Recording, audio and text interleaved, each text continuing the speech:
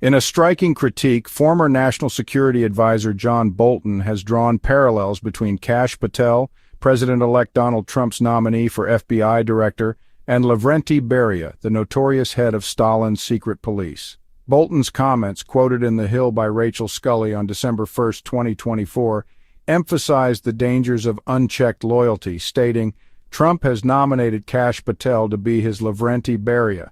Fortunately, the FBI is not the NKVD. The Senate should reject this nomination 100-0. Kash Patel's meteoric rise within the Trump administration mirrors the trajectory of Lavrentiy Beria under Joseph Stalin, with both propelled by unwavering loyalty to their respective leaders. Beria, infamous for his ruthlessness, gained Stalin's trust in Georgia and leveraged his loyalty to consolidate power within the NKVD, Stalin's secret police. Beria's brutality was epitomized by his targeting of those deemed enemies of the people, a term Stalin weaponized to suppress dissent, justify mass repression, and eliminate opposition. In a chilling parallel, President-elect Trump has similarly employed the phrase "enemy of the people" to describe journalists, intensifying his attacks on the media to delegitimize critical reporting and undermine trust in the press. Patel, known for defending Trump's baseless claims of election fraud and his involvement in the Stop the Steal campaign, has echoed this rhetoric with alarming zeal. On Steve Bannon's War Room podcast in December 2023, Patel stated, "We will go out and find the conspirators, not just in government, but in the media. Whether it's criminally or civilly, we'll figure that out." Patel's declaration aligns with Trump's notorious branding of the press as the enemy of the people, a phrase drawn from Stalin's own lexicon. The parallels between Patel's rise and Beria's trajectory underscore a troubling pattern: the elevation of loyalists who wield institutional power to serve the interests of a strongman leader, often at the expense of democratic norms and institutional integrity. These historical and contemporary echoes serve as a stark warning about the dangers of politicizing power and eroding democratic safeguards. What makes Bolton's warning even more alarming is the vastly greater reach of surveillance tools available to the modern U.S. government compared to anything Stalin could have imagined.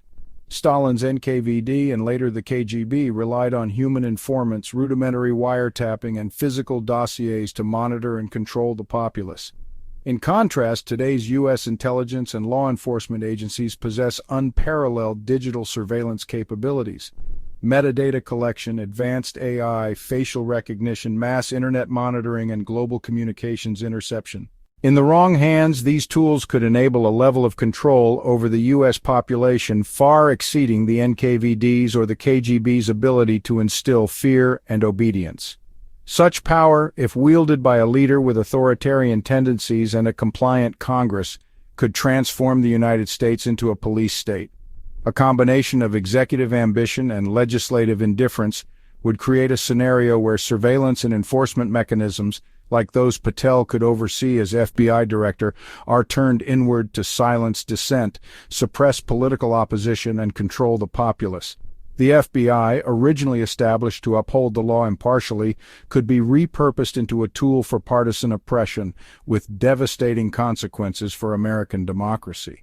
Historically, Beria's success stemmed from his absolute loyalty to Stalin, advancing by never challenging the strongman's authority. His control of the NKVD allowed him to orchestrate Stalin's purges, eliminating opposition through executions and mass incarcerations.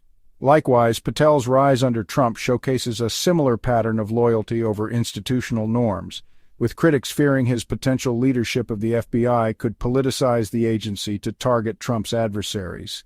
Bolton's comparison serves as a stark warning, drawing attention to the fragility of institutional integrity when loyalty to a leader supersedes adherence to democratic principles.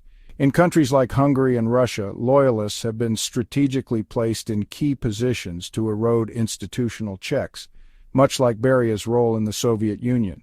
Patel's nomination raises similar alarms about the FBI's independence and the broader risks to American democracy. As the Senate deliberates on Patel's confirmation, Bolton's warning rings clear. The FBI is not the NKVD, he stressed, underscoring the gravity of this decision.